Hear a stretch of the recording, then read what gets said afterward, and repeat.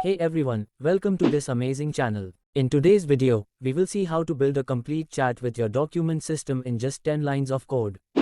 We will implement the entire system in Python, without using any frameworks like LangChain, LlamaIndex, or vector stores like Chroma. Before we start coding this system, let me explain how it works. Retrieval Augmented Generation, RAG, is a term used for retrieving information from your own documents. It's a fancy term for an old concept in the field of information retrieval. To summarize, you need a knowledge base or documents from which you want to retrieve specific information. Typically, you chunk these documents into subdocuments. For each subdocument, you compute embeddings. These embeddings are numerical values that help us determine which documents are the closest matches. Normally, you store these embeddings along with the original chunks in a vector store. However, you don't actually need a vector store in most cases. I'll show you how to achieve this without using a vector store. Now, this part is called the knowledge base creation part. When a new user query comes in, you compute the embedding for the same query. Then, we perform retrieval on the vector store. Essentially, we want to find out which documents are the closest matches to our user query. In the vector store, we find and retrieve those documents, append them to the initial user query, and pass them to the LLM language model. So, you get the query plus the relevant documents or chunks, and the LLM will generate a response. This part is called generation, and the entire setup is called retrieval augmented generation. There are many frameworks for implementing this pipeline. LangChain and LlamaIndex are two of the most popular ones. They have their own advantages when it comes to creating robust pipelines. However, to create a functional pipeline, you don't need anything else. You just need Python, your embedding model, and your LLM. I'm going to show you how to build this entire system in 10 lines of code using Python, as I mentioned earlier. Okay, so let me walk you through the code. This example will be a bit longer than 10 lines because we'll need some auxiliary code.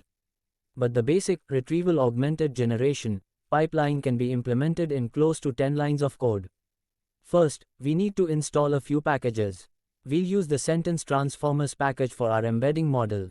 You can also use the OpenAI embedding model if you prefer. For the document, we'll simply load a Wikipedia page, but you can load your own PDF files if you like. For the comparison and similarity computation, we're going to use pure NumPy. Let's first talk about the data. For this example, we will use a Wikipedia article as our knowledge base. We will need to chunk this document into different subdocuments. There are several strategies for chunking, but not all of them work effectively.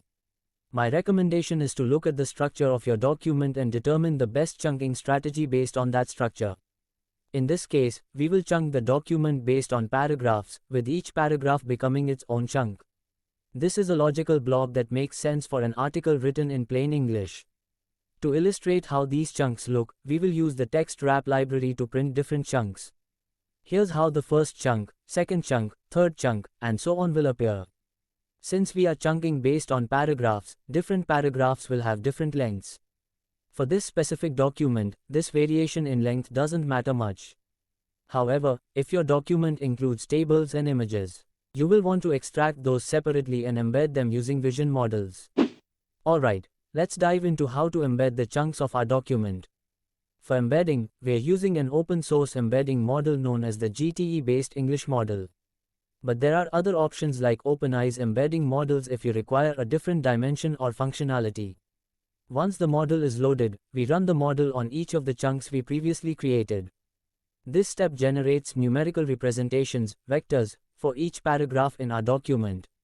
These vectors are essential as they help us compare and retrieve relevant documents based on user queries. After embedding the chunks, it's important to normalize these embeddings. Normalization helps in ensuring that the embeddings are on a common scale, which is crucial for accurate similarity computation. To summarize, for our document, we generated 19 chunks. Each chunk's embedding vector has a dimension of 766 units. The size of these embeddings can vary depending on the model used. For example, OpenAI's embedding models typically produce larger dimension vectors. The generated embeddings for each document are essentially arrays of normalized numbers. These embeddings, along with the original paragraphs, can be stored on disk. This stored data serves as your vector store, which is the knowledge base for your retrieval system. With this setup, we have completed the knowledge base creation part using pure Python. Now, we can move forward to handling user queries and retrieving relevant information based on these embeddings. So now let's look at the retrieval part. How do we retrieve chunks of documents based on the user query? The first step is to get the user query. Here is an example user query.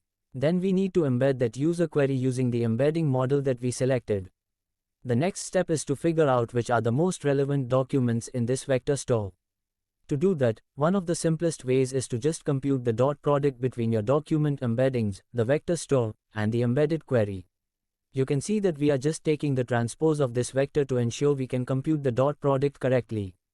The result is going to be a vector with 19 entries.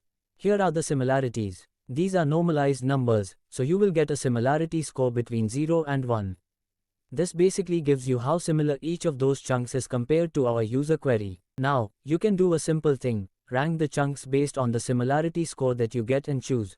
Let's say, the top k in this case, we are just choosing the top 3 chunks.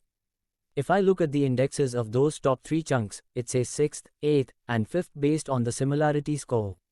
The indexing starts from 0, so the 6th is this one, then the next one is the 8th one, and then the 5th one is going to become this.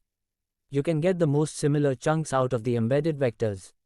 Then, you can take the indexes of these embedded vectors and go back to your original chunks of text and just get those from the documents. It's kind of a reverse indexing process. Here, I'm just looking at the top 3 documents or chunks that are retrieved. Here's the first one, here's the second one, and this is the third one. These are the most relevant chunks based on a dot product of our query embedded, plus the vector or documents embedding that we created. Now, we have our query plus the relevant chunks. All we need to do is just feed those into the LLM to get a user response. Alright, so here's a mechanism of how to do that. First, I got the query, then I created a prompt where I'm saying, use the following context to answer the question at the end. If you don't know the answer, just say that you don't know. Do not try to make up an answer. I'm providing the context plus the query. This context is basically composed of the top 3 similar chunks put together. These are different paragraphs, and we create this prompt with the user query as the original user query. After this, we need to install the OpenAI package so that we can use the OpenAI API key. Import the user data command used to get the key, which I have saved in my Google Colab key or secret section. Here is my OpenAI API key. You can also add a new key just by clicking on Add New Secrets, then providing the name and API key to it. Then we are going to be using the chat completion endpoint from OpenAI. I'm using GPT 3.5 Turbo and providing this prompt as the content for the user role. Here's the response that you get from the model.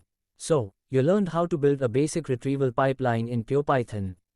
Now, you can do a lot more with it. You can create very complex systems if you're interested in that. So, this is Simplify AI.